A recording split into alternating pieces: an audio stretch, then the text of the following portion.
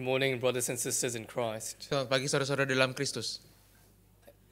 As you may know, Reverend Budi Setiawan has left us temporarily to serve in Iraq, Sydney.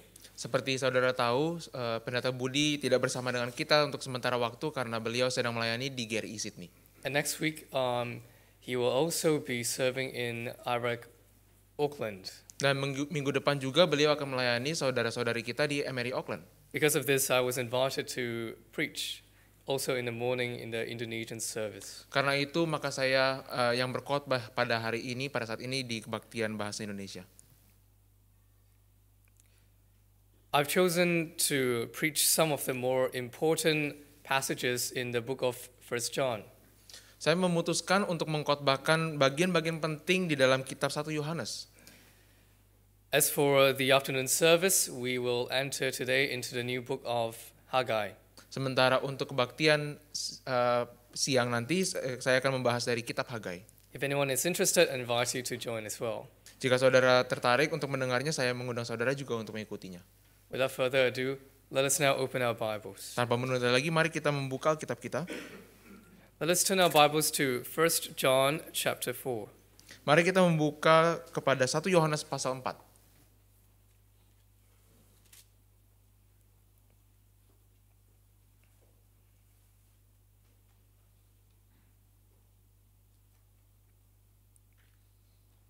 First John chapter 4, we will read from verse 7 until verse 21.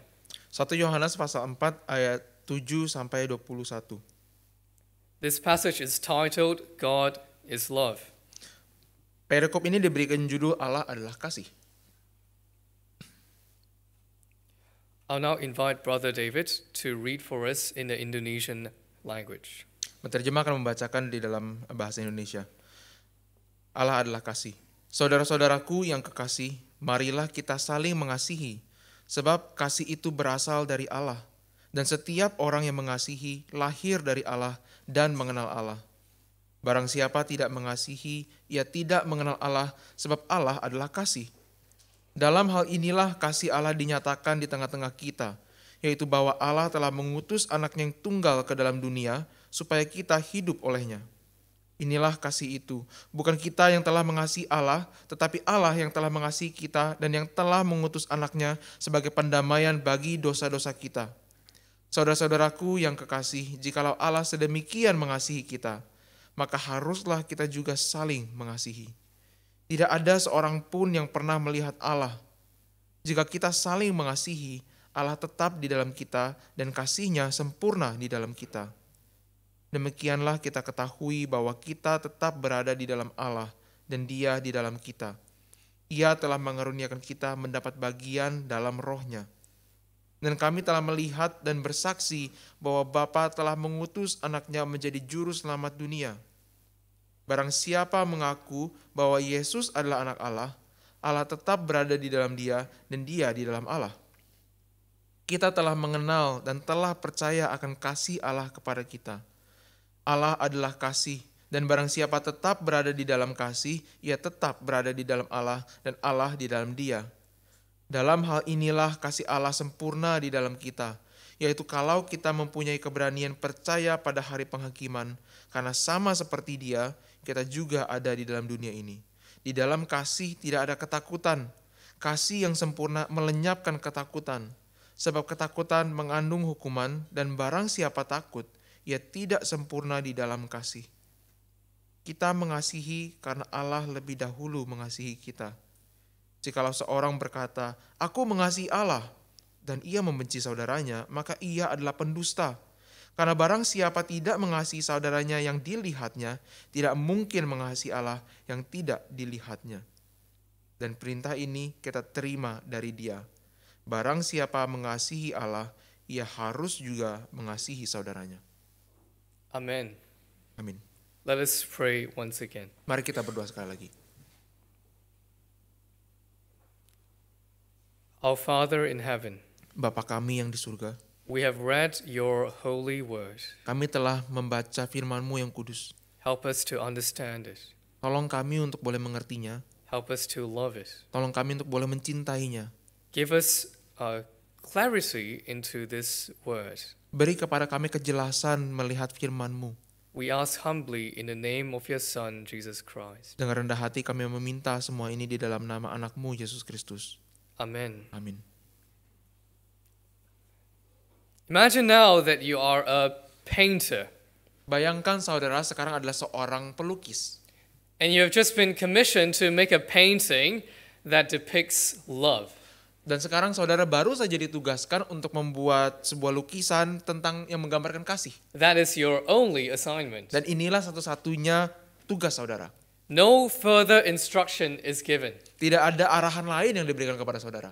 You have all the freedom to choose whatever you want to paint. Saudara bebas boleh memilih apapun saja yang saudara ingin gambarkan.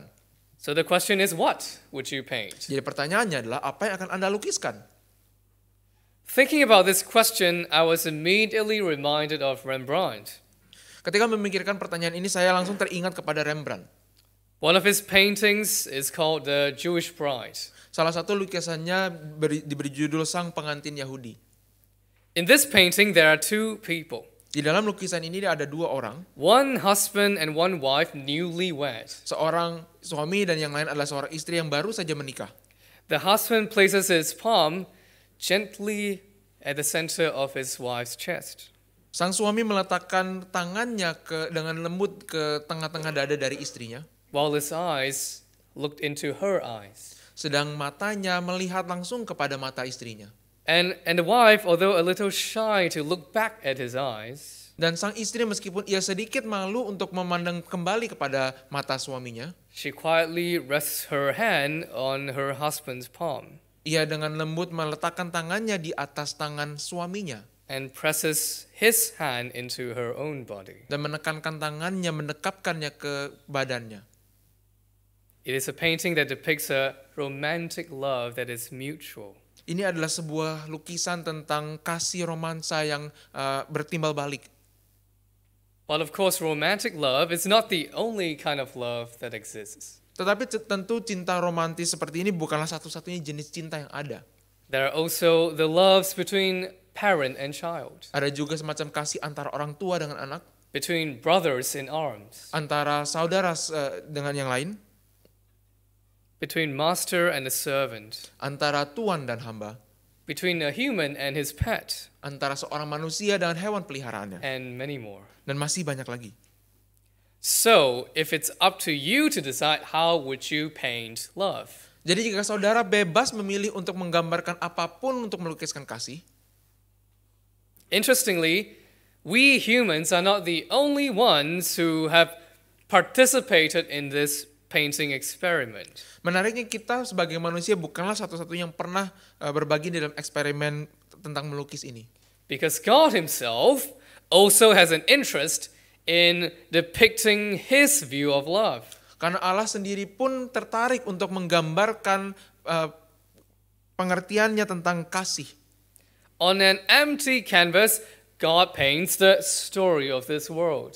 Di dalam sebuah kanvas yang kosong, Allah melukiskan kisah dunianya, A world that is created and loved by God. yaitu dunia yang diciptakan dan dikasihi oleh Allah. A world where his creatures rebelled against him, Dunia di mana ciptaannya memberontak melawan dia, and still he chooses to love them by sacrificing himself to save them. tetapi tetap ia memutuskan untuk mengasihi mereka dengan mengorbankan dirinya untuk menyelamatkan mereka. On this blank canvas, Jesus Christ, the Son of God who became man, Di dalam kanvas kosong ini, maka Yesus Kristus, Sang Anak Allah menjadi manusia. drew the shape of a cross with his own blood, Ia menggambar bentuk salib dengan darahnya sendiri. and he laid down his life for you and me. Dan ia menyerahkan hidupnya bagi saudara dan saya. It is a simple drawing, Ini adalah sebuah lukisan yang sederhana. but still, it is a perfect combination of realism, expressionism, and minimalism. Tetapi merupakan sebuah kombinasi yang sempurna antara realisme, ekspresionisme, dan minimalisme. What is love? Apa itu kasih? How do you show it? Bagaimana saudara menunjukkannya? God says in our passage today, verse 9 and verse 10, Allah berkata di dalam bacaan kita hari ini ayat 9 dan 10. "In this the love of God was shown clearly among us, that God sent his only Son into the world, so that we might live through him. In this is love, not that we have loved God, but that he loved us and sent his Son to be the propitiation for our sins." Dalam hal inilah kasih Allah dinyatakan di tengah-tengah kita, yaitu bahwa Allah telah mengutus anaknya yang tunggal ke dalam dunia supaya kita hidup olehnya. Inilah kasih itu, bukan kita yang telah mengasihi Allah, tetapi Allah yang telah mengasihi kita dan yang telah mengutus anaknya sebagai pendamaian bagi dosa-dosa kita. And on this painting, God signs his own name. Dan di dalam lukisan ini Allah menuliskan namanya sendiri. And the debate is forever closed. Dan perdebatan itu untuk selamanya ditutup. The cross is the best and the most perfect representation of love that can ever exist. Salib adalah representasi dan gambaran yang paling sempurna akan kasih. While preparing for this sermon, Ketika mempersiapkan khotbah ini, I've been thinking about this question myself. saya pun terus memikirkan pertanyaan ini. However, as much as I want to come up with my own answer, Meskipun saya sangat ingin untuk mendapat jawaban bagi diri saya sendiri, I still need more time to think about it. tetapi saya masih perlu lebih banyak waktu untuk memikirkannya. But what interests me more is actually how hesitant I am to choose the cross of Christ as my choice of depicting love. Tetapi yang lebih menarik buat saya adalah keengganan saya untuk memilih salib sebagai pilihan saya untuk menggambarkan tentang kasih. Why am I hesitant? Mengapa saya ragu-ragu? I think one of the reasons is because I know people will not agree with me. Saya rasa salah satu alasannya adalah karena saya tahu orang-orang akan ada yang tidak setuju dengan saya. If the cross is the best depiction of love, Jika salib adalah gambaran kasih yang paling baik, there will be people who would mock it and sneer at it. akan ada orang yang menghinanya dan juga mencibirnya. And they'll say, "How is this cross loving Dan mereka akan berkata, bagaimana mungkin salib ini penuh kasih, when God is the one who wishes to destroy us in the first place?" padahal Allah sendirilah yang ingin menghancurkan kita. I don't need God to die for me. Saya tidak perlu Allah untuk mati bagiku. I just want him to relax his judgment Saya hanya ingin ia melonggarkan sedikit penghakimannya. and just let people choose how they want to live. Dan biarkan orang-orang memilih bagaimana mereka mau hidup.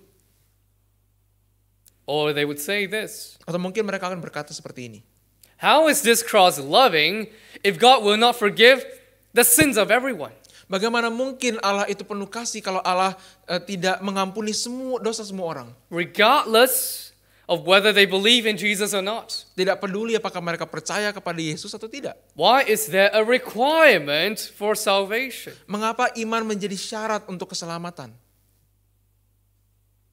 As a fellow sinner myself, I can understand and sympathize with their frustration. Sebagai sesama pendosa, saya bisa mengerti dan bersimpati dengan frustasi mereka.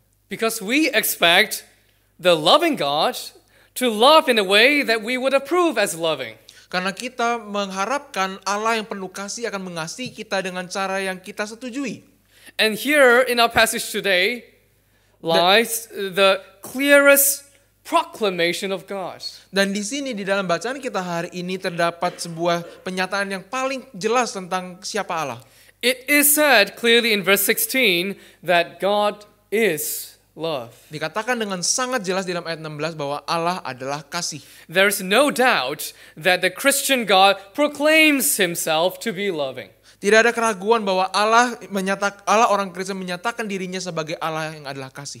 And so when we approach this God, Maka ketika kita menghampiri Allah ini, sometimes we would like to make our own judgment to see whether this God's action is truly, as he says, loving. terkadang kita mau menguji apakah perbuatan Allah ini adalah sama seperti yang ia katakan bahwa ia penuh kasih. You said you're loving, right? Engkau mengatakan engkau penuh kasih, bukan? I'll test it. Aku akan mengujimu.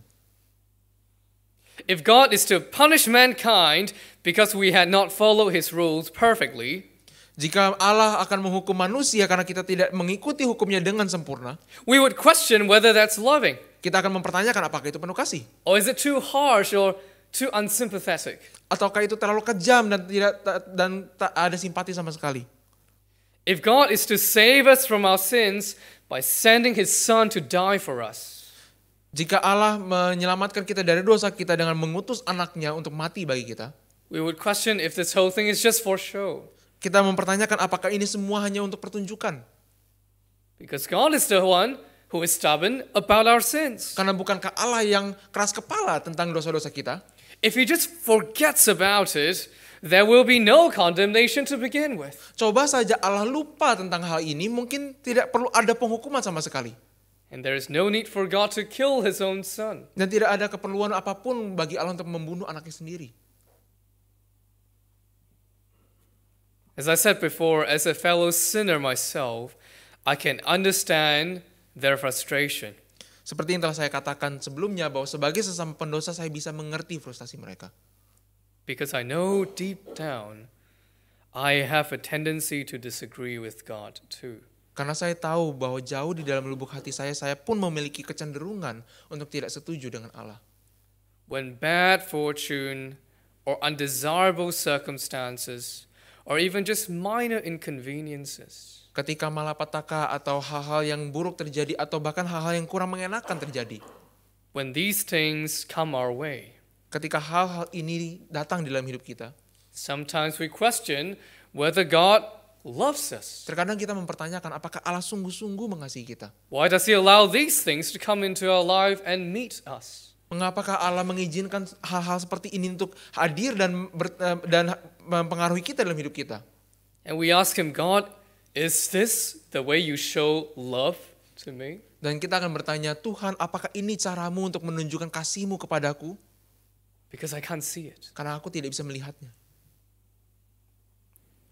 When we see kind-hearted people who aren't Christians, Ketika kita melihat orang-orang yang baik yang bukan Kristen, and we know that according to God's standards, nobody can cancel the debt of sins and save themselves. dan kita tahu bahwa di dalam standar Allah tidak ada seorang pun yang dapat menebus dosanya sendiri dan menyelamatkan dirinya sendiri. By simply being a good person according to human standards. Hanya dengan menjadi orang-orang yang baik menurut standar manusia. And we know that their end is destruction. Dan kita tahu bahwa akhir hidup mereka adalah kebinasaan. If they should never receive Jesus Christ and be forgiven in Him. Kalau mereka tidak pernah memilih Yesus untuk percaya kepada Yesus Kristus dan diampuni di dalam Dia. When we consider all these things, Ketika kita mempertimbangkan semua ini, we question whether God is love, kita mempertanyakan apakah Allah sungguh-sungguh kasih. just as He Himself says He is. Persis seperti yang Ia katakan tentang dirinya sendiri. Because the Bible says that God is love, Karena Alkitab berkata bahwa Allah adalah kasih, we want to hold Him, we instinctively want to hold Him accountable to His own declaration. maka secara langsung kita ingin meminta pertanggungjawaban dari Allah atas pernyataan ini. But now, as a sinner saved by grace, Tetapi sekarang sebagai seorang pendosa yang diselamatkan oleh anugerah, as someone who has received the love of God in the cross of Christ, sebagai seorang yang telah menerima kasih Allah di dalam salib Kristus, I must say that everything I've just described are completely wrong. saya harus mengatakan bahwa segala yang telah saya gambarkan barusan adalah sepenuhnya salah. When God says that He is love, Ketika Allah mengatakan bahwa Ia adalah kasih, He's not giving us the right to judge Him, Ia tidak memberikan kita tempat untuk menghakimi Dia, to see if His actions are loving. untuk menguji apakah perbuatan-perbuatannya penuh kasih. If this is how we think, Jika demikianlah cara kita berpikir, then we don't understand what the sentence really means. maka kita tidak sungguh-sungguh mengerti apa arti dari kalimat tersebut. What does being loving mean? Apakah artinya untuk menjadi penuh kasih? We all have our own ideas. Kita masing-masing mempunyai pikiran kita masing-masing. Person A says, for God to be loving, He must save everyone. Orang A akan mengatakan bahwa kalau Allah sungguh penuh kasih, maka Ia akan menyelamatkan semua orang. But then a person B comes and disagrees with person A Tetapi kemudian orang B datang dan membantah orang A. and say, no, God, if you allow rapists and murderers to die in peace and go to heaven, Tidak Allah, kalau engkau mengizinkan para pembunuh dan para pemerkosa untuk mati dan dengan di dalam damai dan pergi ke surga, then you don't love the victims of their evil deeds. maka engkau tidak mengasihi mereka yang menjadi korban dari perbuatan jahat mereka. Then in another place on earth, Dan di tempat lain, a woman who is due to be married prays to God. seorang perempuan yang sedang akan menikah berdoa kepada Tuhan. Oh God, Ya Tuhan, please give us a sunny day tomorrow berikanlah cuaca yang cerah bagi kami besok hari. so that we can enjoy our beach wedding. Supaya kami bisa melangsungkan dan menikmati pernikahan kami di pantai. But at the same time, a farmer prays, Tetapi pada saat yang sama seorang petani berdoa. oh God, please give us a rainy day tomorrow Ya Tuhan, berikanlah kepada kami hujan besok hari. so that our crops can survive. Supaya tanaman-tanaman kami bisa bertahan hidup. And so now the question that we should reflect on is this. Jadi sekarang pertanyaan yang harus kita pikirkan adalah ini. In both cases, what is the loving thing for God to do? Di dalam kedua kasus ini, apakah yang harus Allah lakukan kalau ia penuh kasih? Should God save everyone or should God save only some people? Haruskah Allah menyelamatkan semua orang atau haruskah Allah menyelamatkan sebagian orang? Whatever God chooses, He will disappoint someone. Apapun yang ia pilih, ia pasti akan mengecewakan sebagian orang tertentu. Should God cause rain to fall or give a sunny day? Haruskah Allah menurunkan hujan atau memberikan cuaca cerah? We always question whether God is loving according to our own standard. Kita terus mempertanyakan apakah Allah penuh kasih menurut standar kita sendiri. But human standards are so bad to begin with Tetapi standar manusia begitu buruk. because our standards change with time. Karena standar-standar kita terus berubah-ubah. Our standards clash with one another. Standar-standar kita bertentangan satu dengan yang lainnya. Our standards are formed by insufficient information Standar-standar kita dibentuk dari kurangnya informasi. because we cannot see into the future. Karena kita tidak bisa melihat ke depan. And we cannot consider everything that happens in this universe. Dan kita tidak bisa mempertimbangkan segala sesuatu yang ada di dalam alam semesta ini. And if all these are true about us, Dan jika semua hal ini adalah benar tentang kita, how is it that we should have the audacity and the authority to question God's love? bagaimana mungkin kita mempunyai kelancangan dan kuasa untuk mempertanyakan Allah?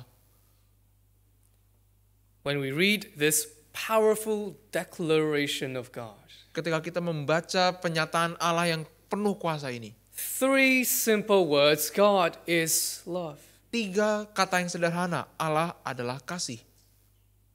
We must realize that this is an authoritative declaration.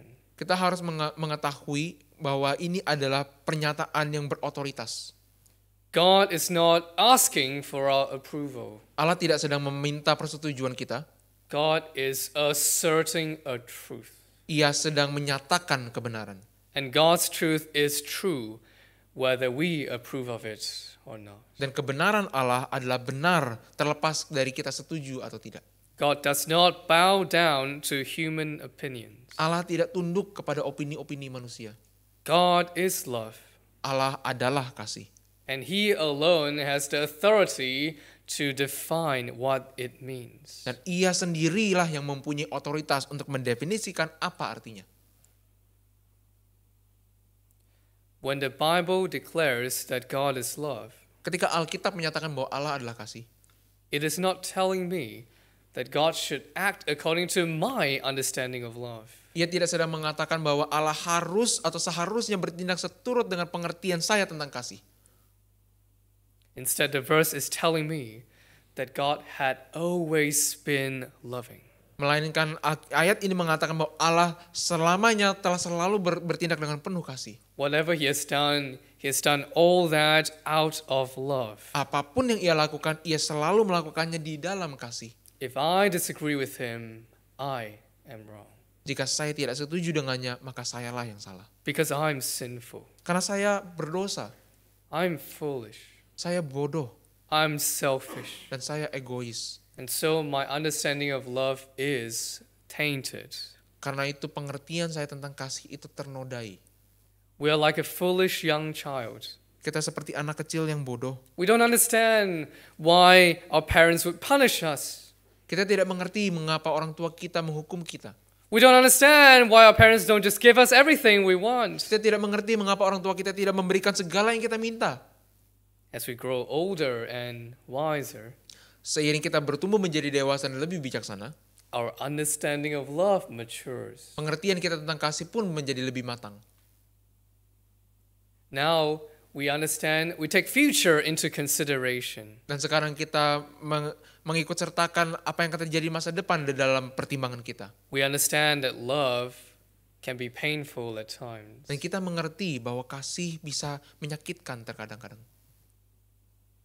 If the understanding of love between a child and an adult can differ so much, Jika pengertian akan kasih antara seorang anak kecil dan seorang dewasa bisa begitu berbeda jauh, how much more different would it be between a sinful human and the all-knowing God? betapa lebihnya lagi perbedaan antara seorang manusia yang berdosa dengan Allah yang kudus.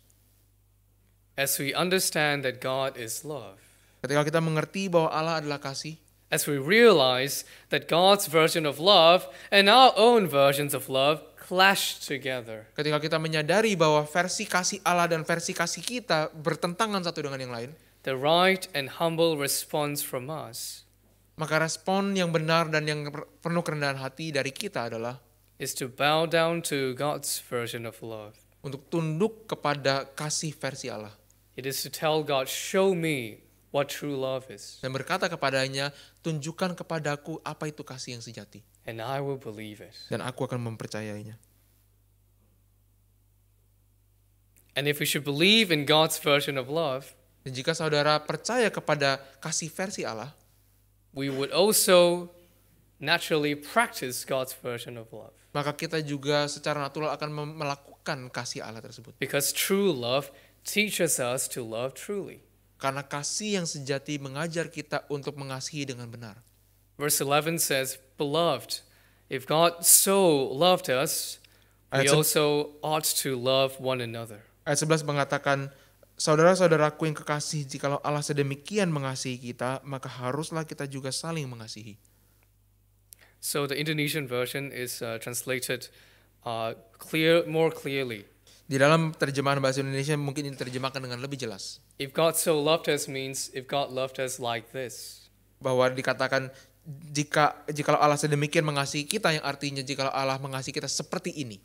In other words, if God loves us like this, then we should also love one another like this. Dengan kata lain, jika Allah mengasihi kita seperti ini, maka kita pun harus mengasihi orang lain seperti ini. It is a call for us to imitate God in His love. Ini adalah sebuah panggilan bagi kita untuk meneladani Allah di dalam kasih-Nya. This points us back to John 13 verse 34. Ini mengarahkan kita kembali kepada Yohanes 13 ayat 34. Jesus says, "A new commandment I give to you, that you love one another just as I have loved you, you also are to love one another." Di mana Yesus berkata, "Aku memberikan perintah baru kepadamu, yaitu supaya kamu saling mengasihi. Sama seperti aku telah mengasihi kamu, demikian pula kamu harus saling mengasihi." And this is why it is important for us to agree that the cross of Jesus Christ is the ultimate representation of love. Dan inilah sebabnya mengapa kita harus menyetujui bahwa salib Kristus adalah gambaran kasih yang paling puncak. Because we must first grasp the concept of true love Karena kita harus mengerti konsep dari kasih yang sejati. before we can love one another rightly. Sebelum kita bisa mengasihi satu sama lain dengan benar. And so let us return to the very basic question. Maka mari kita kembali kepada pertanyaan-pertanyaan yang paling dasar. What is love? Apa itu kasih? And in verse 10 of our passage today, Dan di dalam ayat 10 dari bacaan kita hari ini, the Bible gives us the final answer. Alkitab memberi kepada kita jawaban yang paling akhir. And interestingly, God's answer is not a philosophical answer, Dan menariknya jawaban Tuhan bukanlah jawaban filsafat, but instead a dramatical answer. tetapi sebuah jawaban yang dramatis. He doesn't explain it in words. Ia tidak menjelaskannya dengan kata-kata, He shows it to us. tapi ia menunjukkannya kepada kita. It says in verse 10, "In this is love, not that we have loved God, but that He loved us and sent His Son to be the propitiation for our sins." Dikatakan dalam ayat 10, inilah kasih itu. Bukan kita yang telah mengasihi Allah, tetapi Allah yang telah mengasihi kita dan yang telah mengutus anaknya sebagai pendamaian bagi dosa-dosa kita. If you want to know what true love looks like, Jika saudara mau tahu bagaimanakah kasih sejati itu, if you want to know what love means according to God's standard, jika saudara mau tahu apakah kasih itu menurut standar Allah, then turn and look to Jesus. maka berpalinglah dan pandanglah kepada Yesus. Who is Jesus? Siapakah Yesus? And how does He show us the love of God? Dan bagaimanakah ia menunjukkan kepada kita kasih Allah? Jesus is the Son of God and God Himself. Yesus adalah sang anak Allah dan Allah itu sendiri. We, mankind, rebelled against God. Kita umat manusia memberontak terhadap Allah. And we should have died in our rebellion. Dan seharusnya kita mati di dalam pemberontakan kita. But God, in His love, sent His own Son down to earth Tetapi Allah di dalam kasih-Nya mengutus anaknya ke dalam dunia. to become a human just like you and me. Untuk menjadi manusia sama seperti saudara dan saya. He lived a perfect life. Ia hidup yang sempurna. He taught His people about God. Ia mengajar umatnya untuk tentang Allah. However, His people rejected Him. Akan tetapi umatnya menolak dia. They hated His teachings. Mereka membenci pengajarannya. They denied Him as the one who was sent by God. Mereka menyangkalnya sebagai sang yang diutus Allah. In the end, the people killed Him Dan pada akhirnya orang-orang itu membunuh dia. by nailing His body on the cross, Dengan menyalibkan badannya di atas kayu salib. and He died. Dan dia mati.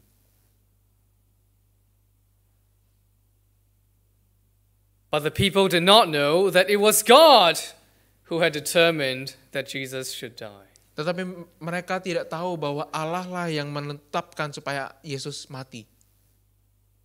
Because His mission was to die in exchange for His people.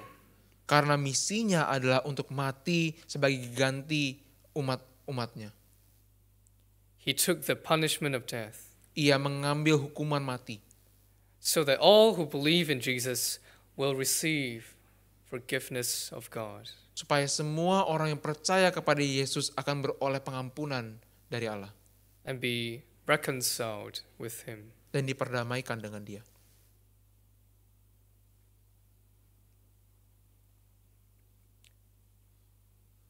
But it's more than that. Tetapi lebih dari itu. It is important for us to recognize the cross of Christ as a display of true love. Adalah penting bagi kita untuk melihat salib Kristus sebagai penyataan kasih yang sejati. Also because the knowledge of this true love is the foundation of salvation. Juga karena pengertian akan kasih yang sejati ini adalah dasar dari keselamatan. Verses 15 to 16 say, Ayat 15 dan 16 mengatakan, "Whoever confesses that Jesus is the Son of God, God abides in him, and he in God, so we have come to know and believe the love that God has for us." Barang siapa mengaku bahwa Yesus adalah anak Allah, Allah tetap berada di dalam dia dan dia di dalam Allah. Kita telah mengenal dan telah percaya akan kasih Allah kepada kita.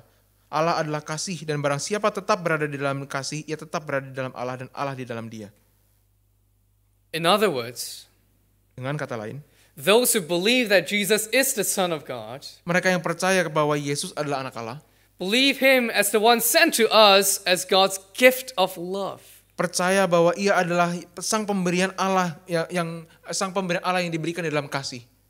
This person will live in God and God will live in him. Orang ini akan hidup di dalam Allah dan Allah akan hidup di dalam dia. This is a description of intimate relationship Ini adalah sebuah gambaran relasi yang sangat intim that is shared between the holy God and his holy people. yang dinikmati oleh Allah yang kudus bersama dengan umatnya yang kudus.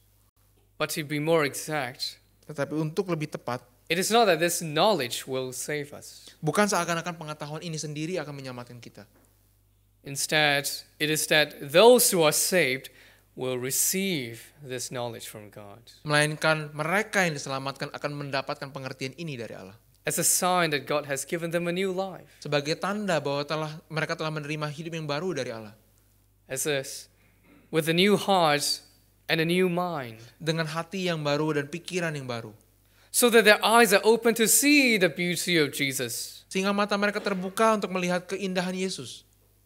This knowledge is the foundation of salvation. Pengetahuan ini adalah dasar dari keselamatan. And the content of this knowledge is the gospel we preach. Dan isi dari pengetahuan ini adalah Injil yang kita beritakan. The love of God is shown in Jesus who became the propitiation for our sins. Kasih Allah dinyatakan di dalam Yesus yang telah menjadi pendamaian bagi dosa-dosa kita. Pendamaian is a very good word. Pendamaian adalah kata yang baik. This is what verse 10 says, propitiation for our sins. Dikatakan dalam ayat 10, pendamaian bagi dosa-dosa kita. What does propitiation mean? Apakah arti dari pendamaian? Propitiation is the thing that will appease God's rightful anger toward our sins. Pendamaian adalah sesuatu yang akan meredakan murka Allah yang adil terhadap dosa-dosa kita. We humans have all fallen into sin. Kita manusia telah jatuh ke dalam dosa. That means we have all rebelled against God and acted against His commandments. Artinya kita telah memberontak terhadap Allah dan memberontak terhadap hukum-hukumnya. But God loves us. Tetapi Allah mengasihi kita. And desires to save us from our sins. Dan Ia ingin menyelamatkan kita dari dosa-dosa kita. However, He will not love us by simply ignoring our sins. Akan tetapi Ia tidak akan mengasihi kita hanya dengan mengabaikan dosa-dosa kita. Because He is just and fair. Karena Ia adalah adil. He cannot love us by overlooking our wrongdoings. Ia tidak akan mengasihi kita dengan mengabaikan kesalahan-kesalahan kita. Instead, He loves us in a way that fulfills His justice. Tetapi Ia akan mengasihi kita dengan cara yang akan menggenapi keadilannya. When He sent His Son, Jesus Christ, to take our punishment of death for us. Ketika Ia mengutus anaknya Yesus Kristus untuk mengambil hukuman mati itu bagi kita. And this is true love. Dan inilah kasih yang sejati. A love that fulfills justice. Yaitu kasih yang menggenapi keadilan.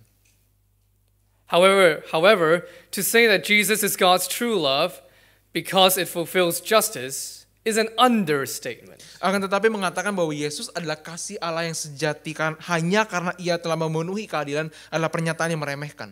Because this love goes way beyond that. Karena sesungguhnya kasih ini jauh melampaui itu. There are three more reasons as to why this love is revealed so powerfully in the death of Jesus Christ. Ada 3 alasan yang lain yang menjadi alasan mengapa kasih ini begitu penuh kuasa menyatakan kasih Allah. Firstly, the love of God is shown powerfully in Jesus because it is a love that goes to His enemies. Pertama-tama, kasih Allah ditunjukkan dengan penuh kuasa di dalam Yesus karena ini adalah kasih yang datang kepada musuh-musuhnya. Romans 5 verse 10 says, Roma 5 ayat 10 berkata, For if while we were enemies, we were reconciled to God by the death of His Son. Sebab jikalau kita ketika masih seteru diperdamaikan dengan Allah oleh kematiannya. And also in our passage verse 19, we love because He, God, first loved us. Dan juga di dalam bacaan kita ayat 19, kita mengasihi karena Allah lebih dahulu mengasihi kita. He didn't love us because we approve of Him. Dia bukan mengasihi kita karena kita setuju dengannya. He didn't love us because we kind of love Him. Atau Ia tidak mengasihi kita karena kita menyukai Dia. Or because we did some nice things for Him. Atau mungkin karena kita melakukan hal-hal yang baik kepadanya. None of that. Tidak sama sekali. He loved us while we hated Him. Dia telah mengasihi kita selagi kita membenci Dia. He brought us back to Him through Jesus Christ. Dia membawa kita kembali melalui Yesus Kristus. Whom He Himself has sent for us. Yang telah Ia utus sendiri bagi kita. Who among us can say that we are fully committed to love those who hate us to the point of sacrificing Himself for their good? Siapakah dari antara kita yang sanggup mengatakan bahwa kita mengasihi orang-orang yang kita benci sampai kepada kita bahkan berrela untuk mengorbankan diri kita untuk kebaikan mereka? Who among us can withstand the betrayal of those whom we love? Siapa di antara kita yang sanggup tahan menghadapi pengkhianatan orang-orang yang kita kasihi? Just as Jesus stayed on the cross while his people mocked him and shamed him. Sama seperti Yesus Kristus tetap di atas kayu salib selagi orang-orang yang memakukannya, mencibirnya dan juga menghinanya. But Jesus did. Tapi Yesus tetap diam. He was committed to loving his enemies. Ia telah berkomitmen untuk mengasihi musuh-musuhnya. He prayed on the cross. Ia berdoa di atas kayu salib. Father, forgive them for what they do not know. Ya Bapa, ampunilah mereka sebab mereka tidak tahu apa yang mereka perbuat. And he stayed on the cross faithfully until his death. Dan ia tetap pada kayu salib itu sampai ia mati. He came to save those who hate him. Ia datang untuk menyelamatkan mereka yang membenci dia. And he finished his work. Dan ia menyelesaikan pekerjaannya. If the true love of God is shown toward his enemies, jika kasih Allah yang sejati dinyatakan kepada musuh-musuhnya, shouldn't we imitate his love and also show our love to our enemies? Tidakkah seharusnya kita juga meneladani kasih itu dan mengasihi orang yang menjadi musuh-musuh kita? Just as Jesus commanded. Persis seperti yang Yesus perintahkan. If we love people only when it's convenient, jika kita mengasihi orang hanya kalau itu mudah bagi kita. if we love people only when they love us back, Jika kita mengasihi mereka hanya kalau mereka mengasihi kita kembali, then we are no different than those who do not know Christ, maka kita tidak ada bedanya dengan mereka yang tidak mengenal Kristus, who do not understand God's true love. yang tidak mengerti kasih Allah yang sejati. To love those who love us only is a satanic teaching. Mengasihi mereka hanya yang mengasihi kita kembali adalah sesungguhnya pengajaran setan. It is not befitting of a follower of Christ. Hanya tidak pantas bagi mereka yang mengikut Kristus. How should we love our enemies? Bagaimana kita seharusnya mengasihi musuh kita? It is simple but not easy. Sederhana tetapi tidak mudah. It is to repay evil with kindness. Yaitu untuk membayar kejahatan dengan kebaikan. It is to respond gently and lovingly to harsh words. Yaitu dengan merespons dengan lemah lembut dan dengan tidak dan penuh kasih terhadap kata-kata yang kasar. It is to share the gospel to those who will not appreciate it. Yaitu dengan membagikan berita Injil kepada mereka yang tidak akan menghargainya. It is to pray for the good of those who curse you. Yaitu dengan berdoa untuk kebaikan bagi mereka yang mengutuki saudara. Now this is the kind of love that cannot be found in this world. Inilah kasih yang tidak mungkin ditemukan di dalam dunia. This is the kind of love that characterizes a Christian. Inilah kasih yang mengidentikan seorang Kristen.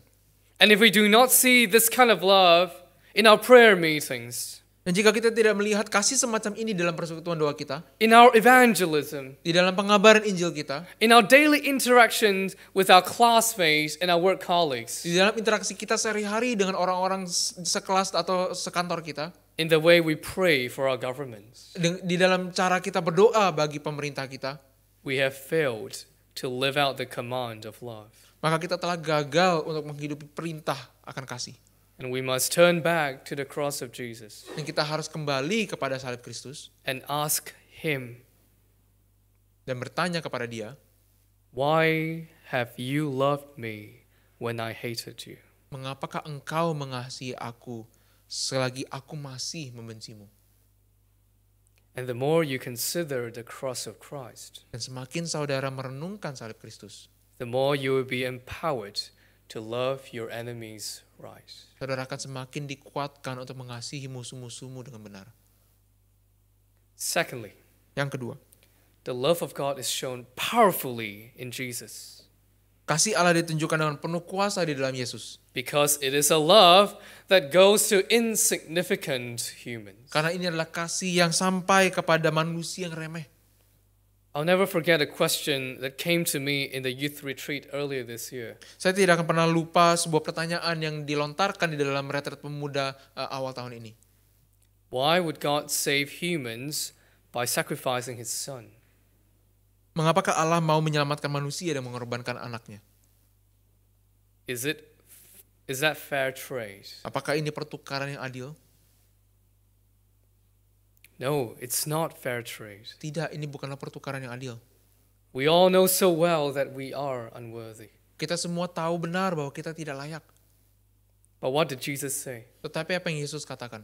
I am the good shepherd. Akulah gembala yang baik. The good shepherd lays down his life for the sheep. Gembala yang baik memberikan nyawanya bagi domba-dombanya.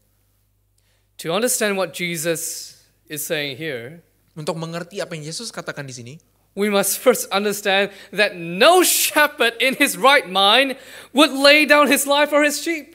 kita harus mengerti terlebih dahulu bahwa tidak ada seorang gembala yang waras akan menyerahkan nyawanya bagi domba-dombanya. Sheep are just animals. Karena domba hanyalah binatang. They're raised by the shepherd for economic reasons only. Mereka digembalakan oleh para gembala karena mereka mempunyai nilai ekonomi. How is it good that a shepherd should lay down his life for his sheep? Bagaimana mungkin itu baik bagi seorang gembala untuk menyerahkan nyawanya bagi domba-dombanya?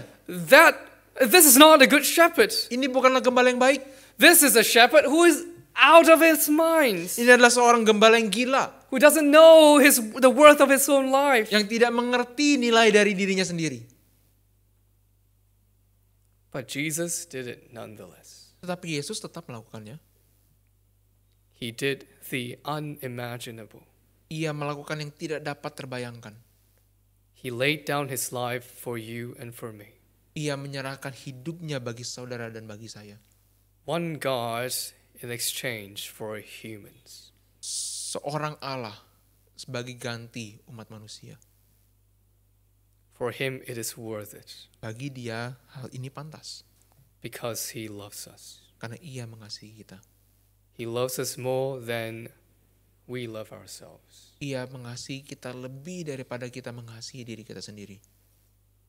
Thirdly, Ketiga, the love of God is shown powerfully in Jesus, kasih Allah ditunjukkan dengan penuh kuasa di dalam Yesus. because it is a love that overlooks strengths and achievements. Karena inilah kasih yang tidak memandang kekuatan dan pencapaian. Jesus did not come to save those who are strong and righteous, Yesus tidak datang untuk menyelamatkan mereka yang kuat atau mereka yang benar, but those who are weak and sinful. tetapi mereka yang lemah dan berdosa. He did not save us because we can do something for him. Ia tidak menyelamatkan kita karena kita dapat memberikan sesuatu kepadanya. He did not save us because he needed something that we could offer. Ia tidak menyelamatkan kita karena ia membutuhkan sesuatu yang dapat kita berikan kepadanya. He did not save us because we stand out amongst our peers. Ia tidak menyelamatkan kita karena kita menonjol di antara orang-orang sekitar kita. This reminds me of a song that is sung by Mr. Rogers. Hal ini mengingatkan saya kepada sebuah lagu yang dinyanyikan oleh Pak Rogers. The name of the song is It's You I Like. Dan judul lagunya adalah Engkaulah yang kusuka. It goes like this. Liriknya seperti ini. It's you I like. Engkaulah yang kusuka. It's not the things you wear. Bukan apa yang engkau pakai. It's not the way you do your hair. Bukan caramu menata rambutmu. But it's you I like. Tetapi engkaulah yang kusuka. The way you are right now. Dirimu yang sekarang. The way deep down inside you. Jauh di dalam dirimu. Not the things that hide you. Bukan hal-hal yang menyembunyikan dirimu. Are not your toys. Bukan mainan-mainanmu. They're just beside you. Mereka hanya ada di sampingmu. But it's you I like. Tapi engkaulah yang kusuka. Every part of you. Setiap bagian darimu. Your skin, your eyes, your feelings. Kulitmu, matamu, perasaanmu. Whether old or new. Baik lama maupun baru. I hope that you remember. Kuharap engkau akan ingat. Even when you're feeling blue. Bahkan ketika engkau sedang sedih. That it's you I like. Bahwa engkaulah yang kusuka. It's you yourself. Dirimu sendirilah. It's you I like. Engkaulah yang kusuka. We all long to be loved. Kita semua ingin untuk dikasihi. And this song depicts the love we hope to receive. Dan lagu ini menggambarkan kasih yang sangat kita rindukan untuk kita terima. Which is the love that accepts who we are. Yaitu kasih yang menerima kita apa adanya. But when we look into ourselves, Tapi ketika kita melihat kepada diri kita sendiri, we realize that we are not all nice and good. kita sadar bahwa kita tidaklah baik dan tidaklah sempurna. There are some parts of me that are good, Ada bagian-bagian dari diri saya yang baik, but there are also some parts that are not good. tetapi juga ada bagian-bagian yang tidak baik. We all have our own signature sins that we're stuck in for years. Kita masing-masing memiliki dosa-dosa yang khas yang terus bercokol pada diri kita. We all have personality traits that people don't like. Kita semua memiliki kepribadian atau perilaku yang tertentu yang tidak disukai orang lain. So we hide them in front of the public. Jadi kita menyembunyikannya di muka umum, But we unleash them in front of our family and close friends. tapi kita memperlihatkannya di hadapan keluarga kita dan orang-orang terdekat kita. And sometimes we fear what would happen if the world should find out who we truly are. Dan terkadang kita takut bagaimana kalau dunia mengetahui siapa aku sebenarnya. And so we arrive at a dead end. Dan maka kita sampai kepada gang buntu. Because on the one hand, we long to be accepted for who we are. Karena di satu sisi kita rindu untuk dikasihi sebagaimana kita adanya. But on the other hand, even we ourselves cannot accept who we are. Tetapi di sisi yang lain kita sendiri tidak bisa menerima siapa diri kita apa adanya. Because who we are is not good. Karena kita sebagaimana kita ada itu tidak baik. So the question is, Jadi pertanyaannya adalah, how can I be accepted when I don't think I deserve it? bagaimana saya bisa diterima ketika saya pun merasa bahwa saya tidak layak menerimanya? The answer is in the love of Jesus. Jawabannya adalah di dalam kasih Yesus. Because Jesus accepts us as we are, Karena Yesus menerima kita apa adanya, but he doesn't leave us as we are. tetapi Ia tidak membiarkan kita pada apa adanya. He loves us enough to forgive us. Ia mengasihi kita cukup untuk mengampuni kita. He loves us enough to point out our sins. Ia cukup mengasihi kita untuk menunjukkan dosa-dosa kita. And he loves us enough to give us the strength we need to overcome our sin. Dan Ia cukup mengasihi kita untuk memberi kita kekuatan yang kita butuhkan untuk mengalahkan dosa-dosa kita. We are sinners with many sins. Kita adalah pendosa dengan banyak berbagai macam dosa. And the only kind of acceptance that is true love can only be given by God in Jesus Christ. Dan satu-satunya penerimaan yang adalah kasih yang sejati hanya dapat diberikan oleh Allah di dalam Yesus Kristus. Any other acceptance in this world that will not point out our sins, Segala macam penerimaan yang lain di dalam dunia ini yang tidak akan menunjukkan dosa-dosa kita, that cannot solve the problem of our sins, yang tidak dapat menyelesaikan masalah dosa kita, are all faulty forms of acceptance. adalah semuanya penerimaan yang palsu. When we expose ourselves to Jesus, Ketika kita membuka diri kita kepada Yesus, naked in our sins, telanjang di dalam dosa-dosa kita, we ask him, kita meminta kepadanya, will you love me for who I am? apakah engkau akan mengasihi aku sebagaimana aku adanya? Jesus answers, Yesus menjawab, yes, ya, I love you. aku mengasihimu. I will die for your sins, Aku akan mati bagi dosamu, so that you are freed from the punishment of the law. supaya kamu bebas dari tuntutan hukum. I will die for your sins, Aku akan mati bagi dosa-dosamu, so that you may live supaya kamu dapat hidup and turn away from sins. dan berpaling dari dosa. And the love of God will cast out fear. Dan kasih Allah akan menghilangkan ketakutan. Verse 18 says, Ayat 18 berkata, there is no fear in love, but perfect love casts out fear. For fear has to do with punishment, and whoever fears has not been perfected in love. di dalam kasih tidak ada ketakutan. Kasih yang sempurna melenyapkan ketakutan. Sebab ketakutan mengandung hukuman, dan barang siapa takut, ia tidak sempurna di dalam kasih. Because we are loved as a sinner, Karena kita karena kita dikasihi sebagai orang berdosa, there is no more fear in the last judgment. maka tidak ada lagi ketakutan di hari penghakiman terakhir. Because our sins are covered by Christ's perfect love. Karena karena dosa-dosa kita ditutupi oleh kasih Kristus yang sempurna. There is no longer any punishment left for us Tidak ada lagi penghukuman yang tersisa buat kita. because Jesus paid it all. Karena Yesus telah membayar semuanya. Jesus did not love us because we are generally good Yesus tidak mengasihi kita karena kita pada dasarnya baik. or that we are better than others. Atau karena kita lebih baik dari orang lain. There is a great mystery in how God chooses his people, and we don't know. Ada misteri yang besar di dalam bagaimana Allah memilih orang-orang yang ia selamatkan dan kita tidak tahu. We do not know the criteria of his election, Kita tidak tahu kriteria apa yang dia pakai untuk memilih kita. but at least we know the criteria do not lie in us. Tetapi yang pasti kita tahu bahwa kriteria itu tidak ada terdapat pada kita. How does Jesus Christ loved us in our sins? Bagaimana Yesus mengasihi kita di dalam dosa kita? By washing, sanctifying us through the Holy Spirit. Dengan membasuh kita dan menyucikan kita di dalam Roh Kudus. I think the understanding of a love that sanctifies others will give us the courage to lovingly point out the sins of our brothers and sisters. Saya rasa pengertian akan kasih yang menguduskan orang lain ini akan mendorong kita, memberi kita keberanian untuk dengan penuh kasih menyatakan dosa-dosa yang kita lihat di dalam saudara kita. I know it is easy to remain silent Saya tahu mudah untuk tetap diam.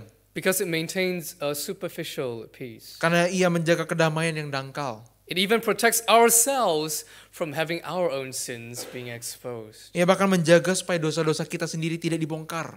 The sanctifying love is not an easy love, Kasih yang menguduskan bukanlah kasih yang mudah. but it is a loving thing to do. Tapi ini adalah hal yang penuh kasih untuk dilakukan. Remember the love of Jesus that reaches out to sinners, Ingatlah kasih Yesus yang menjangkau orang-orang berdosa. that challenges their way of life, Yang menantang mereka dari cara mereka hidup.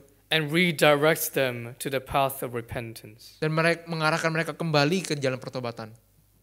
May your love for your brothers and sisters be a love that challenges their current way of life. Biarlah kasihmu kepada saudara-saudarimu menjadi kasih yang menantang cara mereka hidup sekarang ini. And lastly, to conclude our sermon today, Dan yang terakhir untuk mengakhiri khotbah kita hari ini, I would like to say that our love must be an evangelical love. saya ingin mengatakan bahwa kasih kita haruslah kasih yang injili.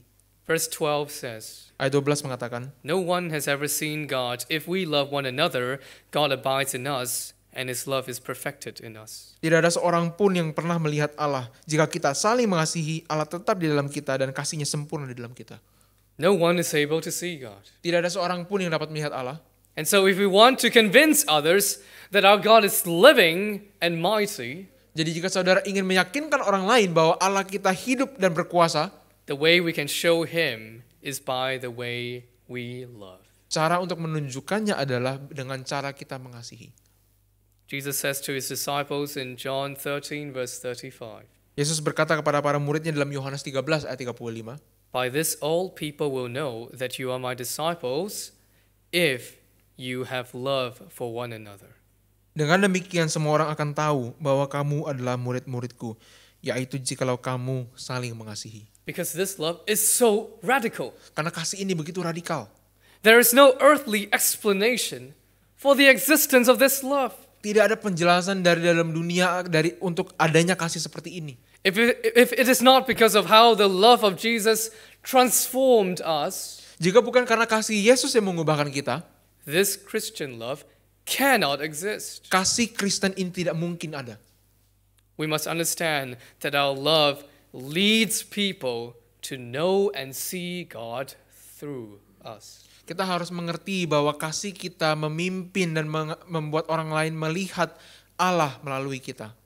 When God sent us a Savior, Ketika Allah mengirim kepada kita juru selamat, He did not send a philosopher only, Ia tidak hanya mengirimkan seorang filsuf, nor did He send a miracle healer only, atau hanya seorang penyembuh ilahi, but He sent us a great lover of mankind, tapi Ia mengirimkan seorang pribadi yang mengasihi umat manusia dengan demikian, who wept for Lazarus because of his death, yang menangis bagi Lazarus karena ia mati, who washed the feet of his disciples, yang mencuci kaki para murid, who ate and drank with sinners, yang makan dan minum bersama orang-orang berdosa, who welcome kids and Gentiles to him. yang mempersilahkan anak-anak kecil dan orang-orang bukan Yahudi untuk datang kepadanya.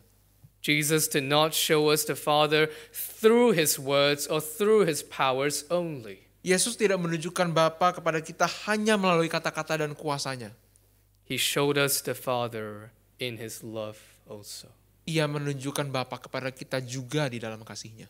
And if so, don't you think that our love for the world should be an essential part of our evangelism? Dan jika demikian, bukankah saudara pun harus setuju bahwa kasih kita akan menjadi bagian yang penting di dalam kesaksian kita dan pengabaran Injil kita kepada dunia? In our willingness to serve and to help. Di dalam kerelaan kita untuk melayani dan menolong. In our forgiveness. Di dalam pengampunan kita. In our selflessness. Di dalam ketidakegoisan kita. We have been radically transformed by knowing what God's love is like. Kita telah diubahkan secara radikal ketika kita mengetahui kasih Allah. We've been marked by the cross of Christ. Kita telah ditandai oleh salib Kristus. And may this love marks us as the follower of the loving Jesus Christ. Dan biarlah tanda ini mengidentikan kita sebagai pengikut dari Yesus Kristus yang penuh kasih. Amen. Amin. Let us pray.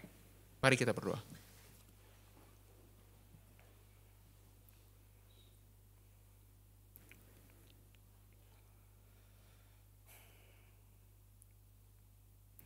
Oh, how he loves you and me. Oh, how he loves you and me. He gave his life, what more can he give? Oh, how he loves you. Oh, how he loves me. Oh, how he loves you and me. Our Father in heaven, Bapa kami yang di surga, we thank you for Jesus, kami mengucap syukur kepadamu untuk Yesus, who willingly died for us, yang dengan penuh kerelaan mati bagi kami, though we never deserved it. meskipun kami tidak pernah layak atau pantas menerimanya. Though in our hatred we never asked for it. Meskipun di dalam kebencian kami tidak pernah memintanya. We wanted you to leave us alone. Kami meminta bahkan supaya Engkau meninggalkan kami. Yet in love you came to us. Tetapi di dalam kasih Engkau datang kepada kami. In such an act of humility, Dan di dalam penuh kerendahan hati, you did not give to us what we deserve. Engkau tidak memberi kepada kami apa yang pantas kami terima. What a great love this is. Betapa besar kasih ini. Teach us to cherish this love. Ajar kami untuk mencintai kebenaran ini. Teach us to show this love Ajar kami untuk menunjukkan kasih ini to people around us, pada orang-orang di sekitar kita, to our brothers and sisters in Christ, kepada saudara-saudara kami di dalam Kristus, and to others outside of the church as well. dan kepada mereka yang di luar gereja juga. May your name be glorified in the way we love. Biarlah namamu dimuliakan di dalam cara kami mengasihi. We ask in Jesus' name. Kami meminta di dalam nama Yesus. Amen. Amin.